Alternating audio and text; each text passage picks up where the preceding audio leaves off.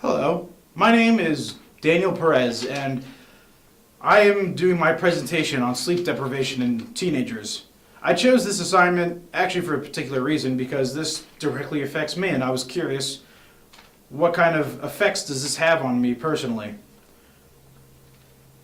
On average, most teenagers are getting 6.5 hours of sleep, which is a little less for me it's a little less.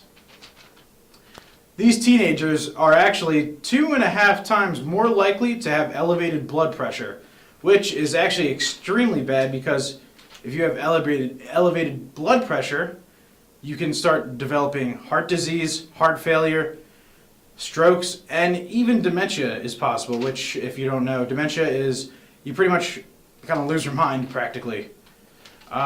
Teenagers are supposed to get 9 hours of sleep, to put it into perspective.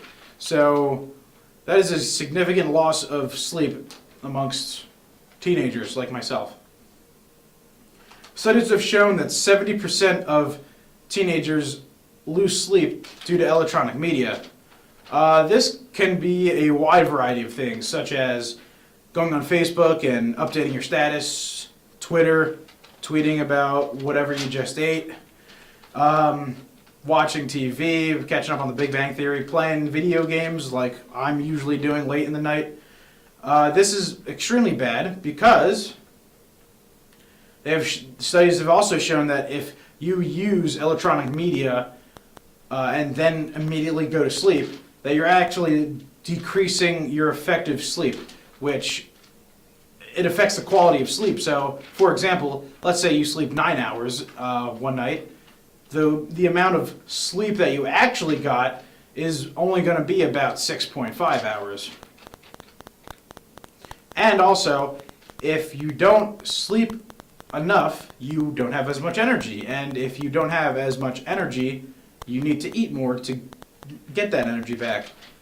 This is bad because now that you're starting to eat way more because you're not getting enough sleep, and you start to develop very, very bad eating habits that'll not only affect you as a teenager, but it's going to be way worse down the line. Here's where it gets interesting. In a study done with 250 teenagers, they found that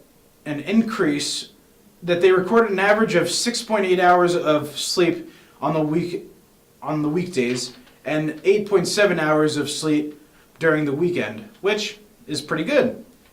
But the actigraphs, which are these little devices that they put on their wrist, and it monitors their heart rate and if they move, they shuffle, they get up out of bed, it'll record that. That device that they were wearing recorded that they actually only got about 6 hours of sleep during the week and 7.4 hours during the weekend. So there was a significant amount of sleep lost, even though these teenagers were reporting that they had gotten more sleep.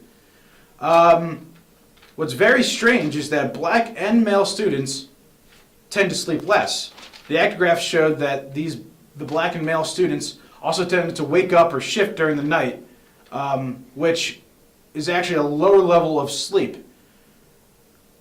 And if you're not in a deep sleep, you're not really getting the full effect of your sleeping.